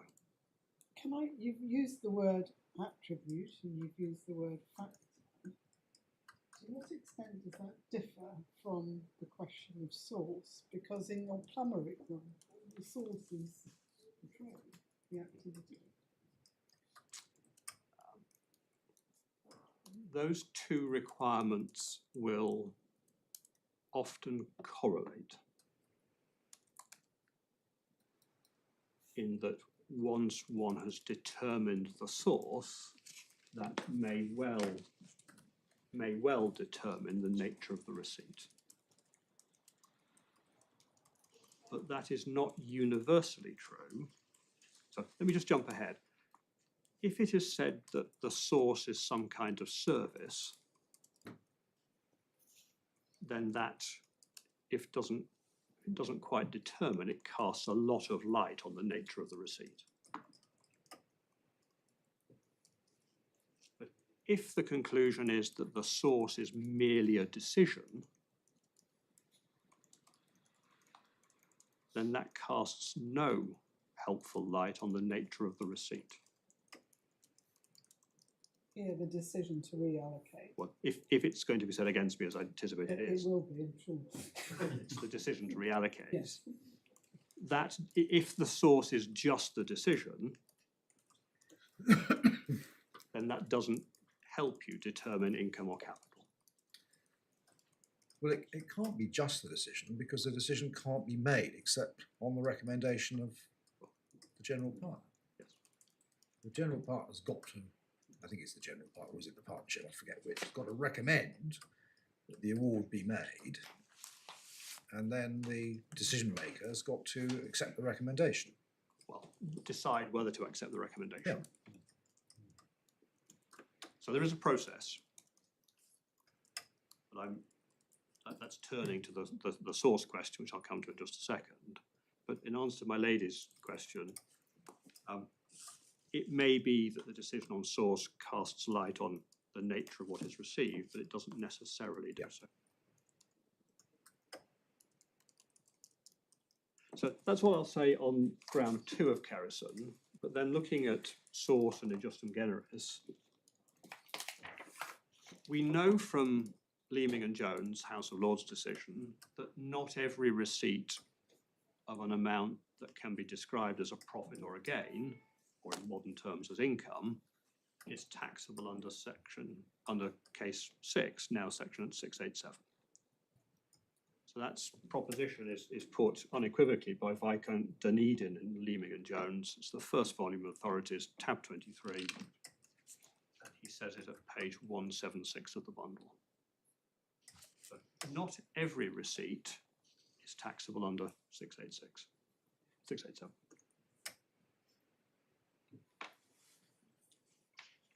It is now common ground in this appeal that in order for there to be a charge under what is now 687, there needs to be a source. I'm grateful for my own friend. I was going to show you Brown and National Provident where the point's left open, and then it's discussed in Kerrison and in Sprite B. As my Lord observed, it has to be from something. And we know from 687 sub 1 that it requires from any source. So what one has to identify then is the source here. And the first tier at paragraph 416 and the upper tribunal at paragraph 127 say that the source was the decision of the corporate member, SCL or Avon, to allocate special capital to the individual partner. And I say that's not right.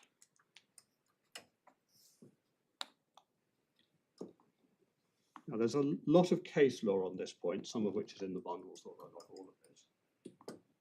But if I start with something that should be uncontroversial, source is conventionally said to be some underlying property or activity. So taking simple examples, in the case of a dividend, the source is the share. In the case of rent, the source is the land. In the case of trust income, at least if you're a life tenant, the source is the trust property. And in the case of some kind of remuneration for effort, the source is the employment, the old Schedule E, or a trade, professional vocation, the old Schedule D. So those are easy cases. You look at some underlying property or activity. It is also the case that the courts have sometimes found a source not in an underlying activity, but in a legal right. There was a very old case about landing coal on Brighton Beach, called Attorney General and Black in 1871, where the taxpayer was entitled to levy a sum on each ton of coal landed on the beach. And the taxpayer said, well, that's not taxable. And the court said, yes, it is. You have a statutory right to impose that levy, and that statutory right is a sufficient source for the sum to be taxable. Now, to modernise, the decision is not particularly well reasoned, but it's in the bundle. It's volume 1 at tab 15. So it can be a statutory right. Equally, it can be a contractual right, i.e. a fee for providing some kind of service. There's a case in the bundle called Ryle and Hoare, where some individuals got a fee for providing a guarantee. And because they had a contractual right to the fee, that was sufficient to ground a charge to tax under case 6. That's a case called Ryle and Hoare, volume 1 of the Authorities, tab 21. There's another old case called Brocklesby and Merricks, volume 1, tab 24, where an architect with a contractual right to a 25% share of profit on a sale of land was liable under case 6, even though he did almost nothing for the reward. He introduced A to B, and he drew up a site plan that they didn't use. He got his 25% stake, but he was said to be taxable because he had a contractual right to be paid that amount.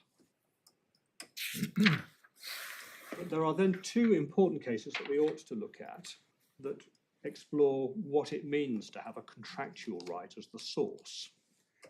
And the first is quite a well-known case, at least to tax lawyers, a case called Alloway and Phillips. It's in the second volume of Authorities, tab 36.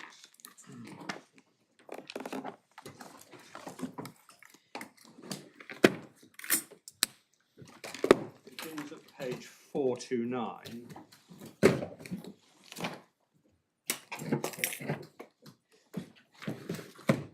A great case about the wife of a great train robber who sold her story to the newspapers and received a good fee for doing so, and then contended that she should not be taxable on the fee.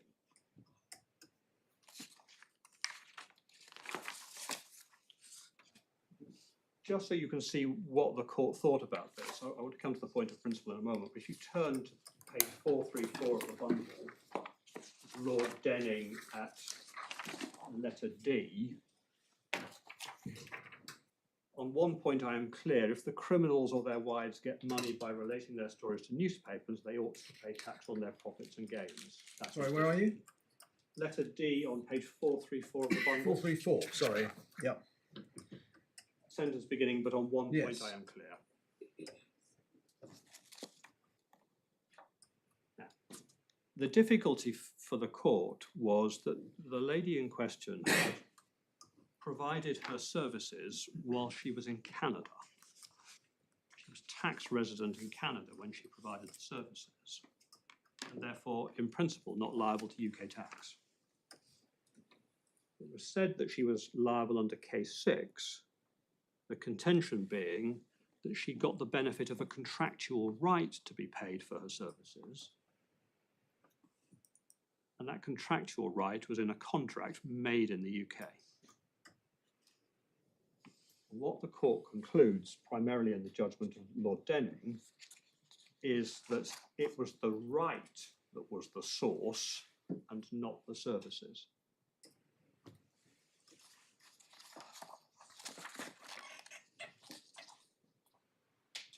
So picking it up at page 432 in the bundle, below letter E, now here is the point in the case. At that time, in February or March 1968, the wife was not resident in the United Kingdom, she was resident in Canada.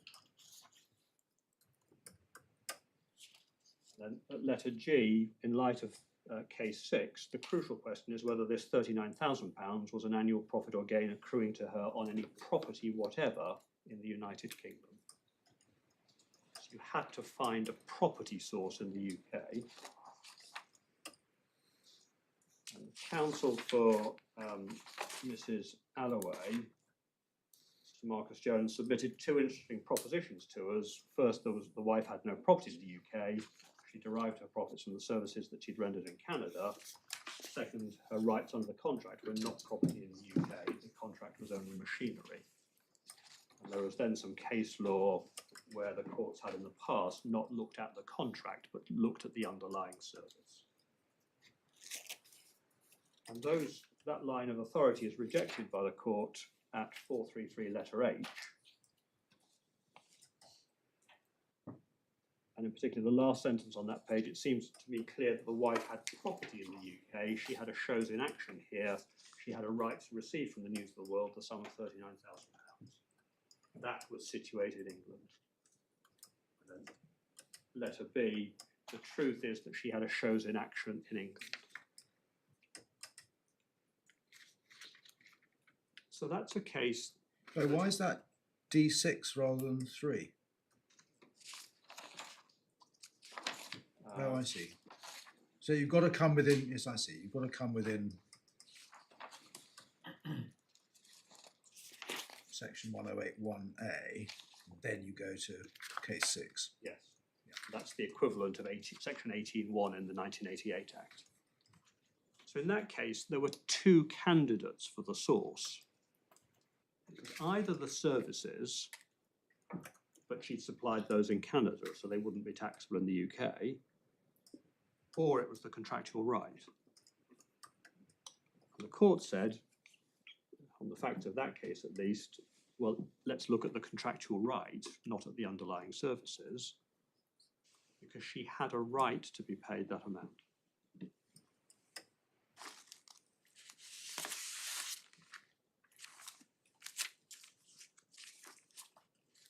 But then one other decision, back in volume 1 of the authorities, again it's Lord Denning at about the same point in time, tab 31.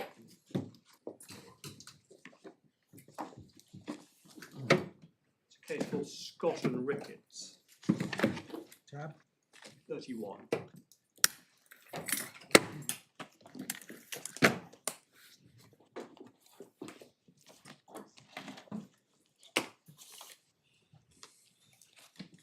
This was an estate agent who had some involvement in a putative property transaction.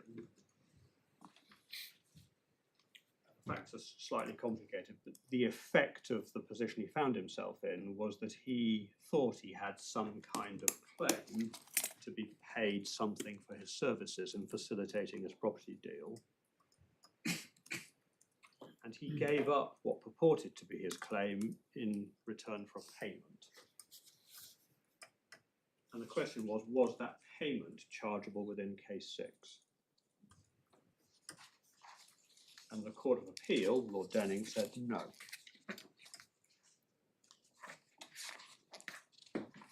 So the Lordship's judgment begins at page 344 of the bundle, sets out the facts.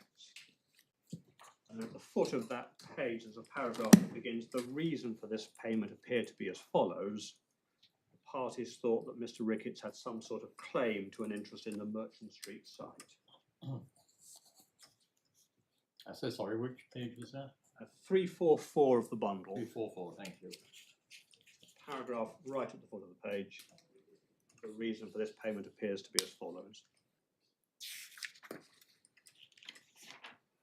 The last full sentence on that page, his ensuing claim may have been a business claim, a moral claim, or a legal claim.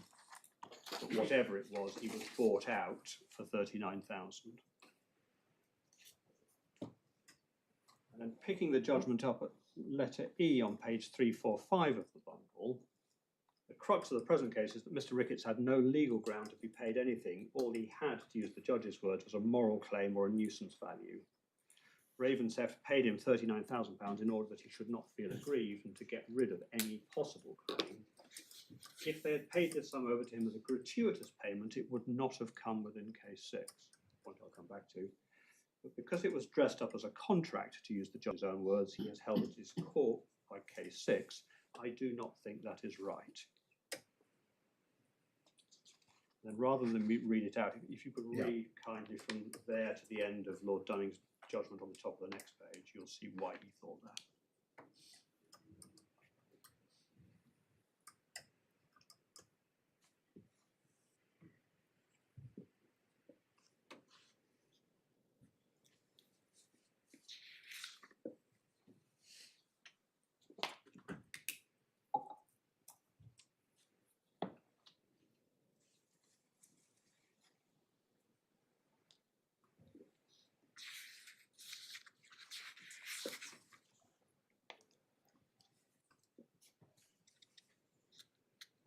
So what his lordship says there is not every shows in action or contractual right is necessarily enough.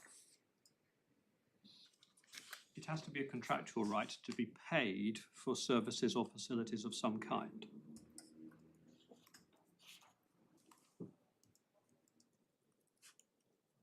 Pausing there, how does then one align Scott and Ricketts with Alloway?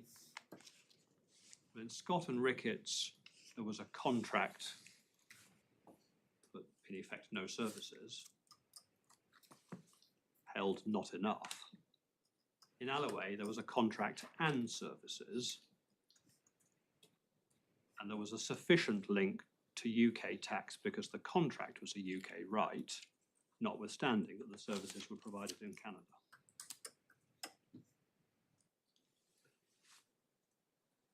So these two decisions are aligned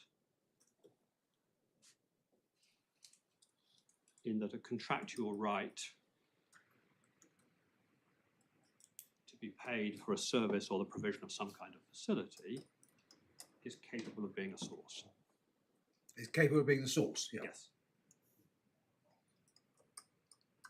And that also explains a case that was discussed in these appeals below. There's a case called Manduka. It is in volume 2 at tab 53.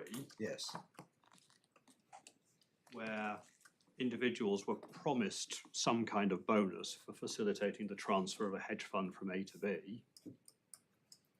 They then fell out and didn't get the bonus. They sued for the bonus.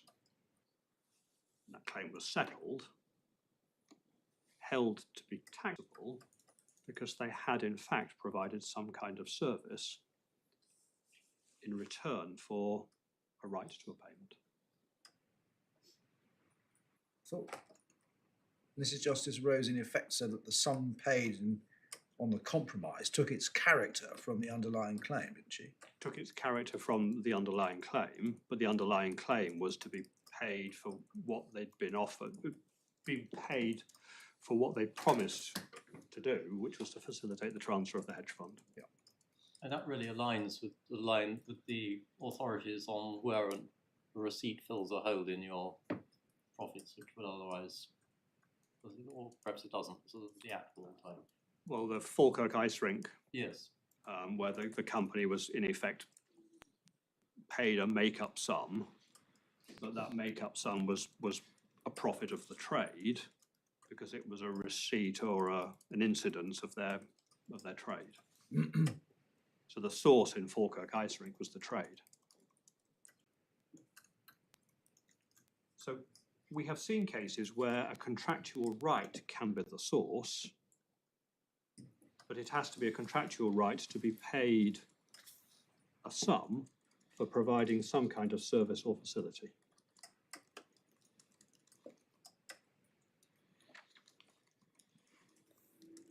Now, the next logical point on the progression is cases in which the courts have found a source where the recipient is said to be taxable, but the recipient has no right to the payment, but the counterparty to that right is under a legal obligation to pay.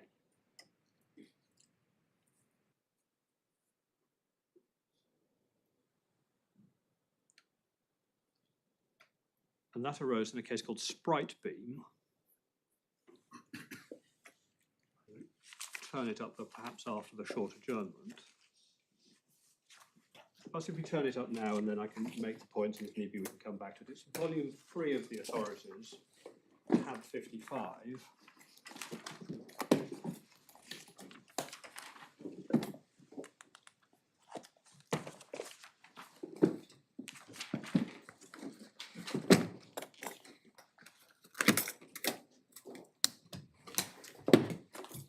Quite a complex case factually, but in effect, one group company borrowed some money from another, group lender and group borrower. And group borrower repaid the principal of the loan. But the deal that they had done was that interest wouldn't be paid on the loan, but instead preference shares equal to the interest would be issued to another group company. So call that share recipient co. One of the points in dispute was whether the receipt of the shares by share recipient co was taxable under case 6.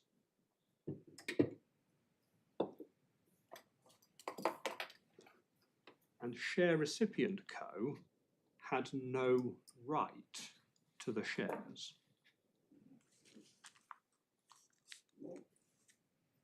But group borrower was obliged to issue the shares. When you're testing the nature of the receipt in the hands of share recipient co, it had no right, but it was the beneficiary indirectly of the obligation on the part of group borrower, that obligation having been entered into in an agreement between group borrower and group lender. So one of the issues in the Upper Tribunal in Sprite beam was, could that obligation to issue the shares itself be a source?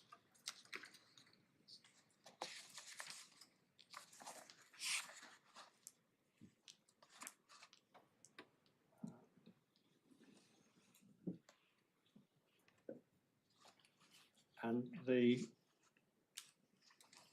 I pick it up, the share recipient issue begins at paragraph 51, page 1049. It will take me just a few minutes to deal with this, so perhaps that might be an appropriate point to break, and I'll come back to this after the short adjournment. Yes, all right. We'll break there. Resume at 2 o'clock. All right.